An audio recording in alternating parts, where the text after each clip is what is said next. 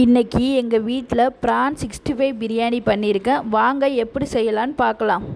நான் 2 பேர் சாப்பிட்ற அளவுக்கு ரெடி பண்ணியிருக்கேன். ஒரு குக்கர் எடுத்து அதில் தேவையான எண்ணெயும் நெய்யும் ஃபஸ்ட்டு சேர்த்துக்கிட்டு, எண்ணெயும் நெய்யும் நல்லா காஞ்சதுக்கப்புறம் பட்டை, கிராம்பு, கொத்தமல்லி தழை எல்லாம் சேர்த்துக்கணும். அதுக்கப்புறம் 2 பெரிய வெங்காயத்தை கட் பண்ணி வச்சுருக்கேன். அதை நல்லா பொன்னிறமாக வதக்கி எடுத்துக்கணும்.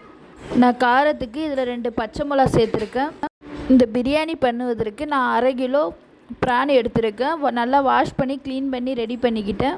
இஞ்சி பூண்டு பேஸ்ட் போட்டு நல்லா வதக்கிக்கலாம். ஒரு 10 இறாலை மிக்சியில் போட்டு லைட்டாக அரைச்சி எடுத்து அதை நல்லா வதக்கிக்கிட்டேன்.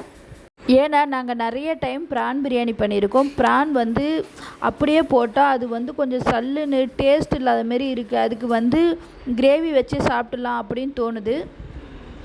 ஒரு தக்காளியை கட் பண்ணி போட்டு அது நல்லா ஜூஸ்னஸ் இறங்குற அளவுக்கு நல்லா வதக்கிக்கிட்டோம். அது கூடவே கொஞ்சம் தயிர் ஆட் பண்ணிக்கிட்டேன்.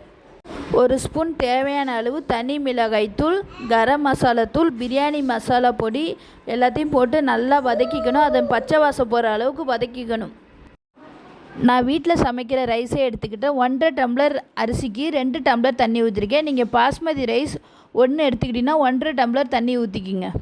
ரொம்ப வீடியோ லாங்காக இழுக்க வேணான்னு நான் முன்னாடியே ப்ரான் 65 போட்டு வச்சுட்டேன். அதுக்கு தேவையான பொருள் ப்ரானு, தயிர், இஞ்சி பூண்டு பேஸ்ட்டு, சில்லி பவுட்ரு போட்டு மேக்னேட் பண்ணி 15 மினிட்ஸ் ஊற வச்சு நல்லா பொரித்து எடுத்துக்கிட்டேன். இந்த மாதிரி பொரிச்சதை குக்கரில் ஆட் பண்ணிக்கலாம். நான் உப்பும் லெமன் ஜூஸும் சேர்த்துக்கிட்டேன். இதில் காட்டலை, நீங்கள் கண்டிப்பாக சேர்த்துக்குங்க.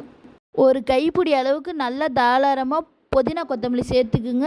அதே அளவுக்கு நெய்யும் நல்லா தாராளமாக சேர்த்து நல்லா கொதிக்க விடுங்க. நல்லா கொதி வந்ததுக்கப்புறம் குக்கர் மூடி எடுத்து மூடி 2 விசில் விட்டு இறக்குங்க.